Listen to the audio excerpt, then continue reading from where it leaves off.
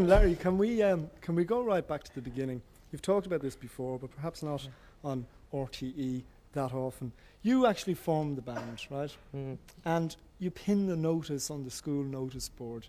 Do you remember what you were doing that day, what you were looking for? Had you any idea what you were getting yourself into? No idea. All I knew was I'd spent all my pocket money on drum kits, and suddenly you get to the stage after playing your bedroom for 6 months, so you wonder where to go, you know. So just thought it'd be a good idea maybe if I just stuck a notice up just on the off chance that somebody might be interested in somebody with an accordion might come along and be able to do some traditional Irish music or something like that, you know. Can you remember the wording of the notice that you put up? Can you remember what exactly you were looking for? No, Help, it was I think something like that, yeah. Help. But certainly I know nothing really. I didn't think about it. I just sort of said, well, maybe somebody would be interested. I didn't think I would be interested in forming a rock band. I mean, if somebody with an accordion had come along, I would have played with them, you know. That was where I was at. I was that desperate to play with somebody. So we'd had the Kilfenori Cayley band touring. Yeah, I mean, that would have done the job, you know. It was when he found out it was going to be a punk rock band that the confusion began, actually. Indeed. Coming from the Artane boys band and being told to get his hair cut, I think, was a bit much.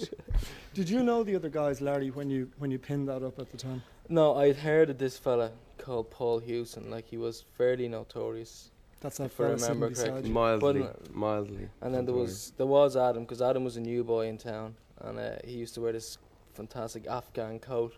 That's how I knew Adam. He had to get his coat cut before he could join. But no, I didn't know the guys at all. What about the Edge? You didn't know him? No, knew none of them. You were mildly notorious. Why? How?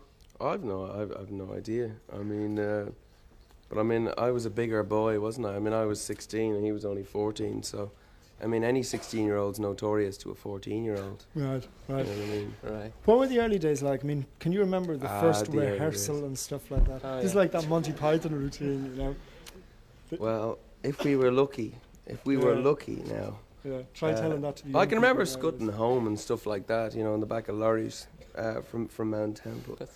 But, you know, for us, I think for you too, I think it should be said that there are a lot of people in this city a lot worse off than we were. Okay, you know, we never got anything given to us on the plate, anything. But there's a lot of people far worse off than we were. So I think it would be wrong for me and for Larry to talk about the old days in any sense of we overcome all these obstacles. There were a lot of obstacles to overcome. But there are other bands out there that are, you know, fighting for the price of strings. Sure. Not just the price of guitars, which is what we were fighting for. In fact, Adam, being a poshie from Malahide, he had an amplifier, and we all plugged into his amplifier. And we used to, you know, we got great value out of it. But as I say, I think we were very lucky in some ways.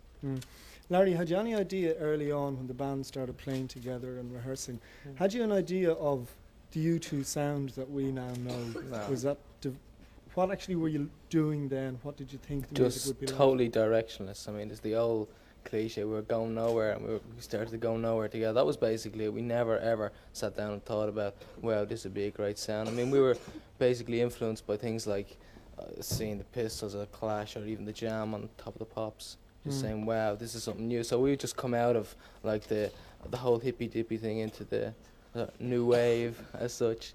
So like we were fairly directionless, you know. In fact, we're still fairly directionless. How did that? I mean, you were talking about obstacles in your path. I mean, one of the obstacles was playing ability, technique, all that sort of stuff. You really had to learn all about that, didn't you, within the group? And We still haven't learned it. We still haven't learned it, and in so many ways, this group is just beginning. We're really just beginning. Things that I'm sure a lot of groups would find so easy, we find so difficult. Such as what? Playing in time. You know, me learning the words, stuff like that, me even wanting to write the words. I mean, we tend to go about things I think from musicians that I've met since, I think we go about things a lot differently. We tend to just all start up, everyone just plugs in and we just start playing. And then we play for about a half an hour, and sometimes people are playing different songs. But then at the end of the half an hour, we play back the tape, and we listen to the tape, and somebody says, Edge, that was really good. And Edge goes, yeah, I think that was pretty good. And in fact, what you did there was pretty good. And we just literally with together. needle and thread sew it together and it becomes a song. Mm. I think a lot of other people sit down and write songs in a much more disciplined fashion. Now Structured kind of way. Yeah, and structured kind of way. I wouldn't mind getting into a bit of that. But that's for the future. Right. What about your own, Bono, just concentrating for a second, your own development as a singer? I mean, you're now considered one of the best voices No, in rock and Liam. roll. I'm only saying it because you're sitting next to me. You're great as well. I know I am.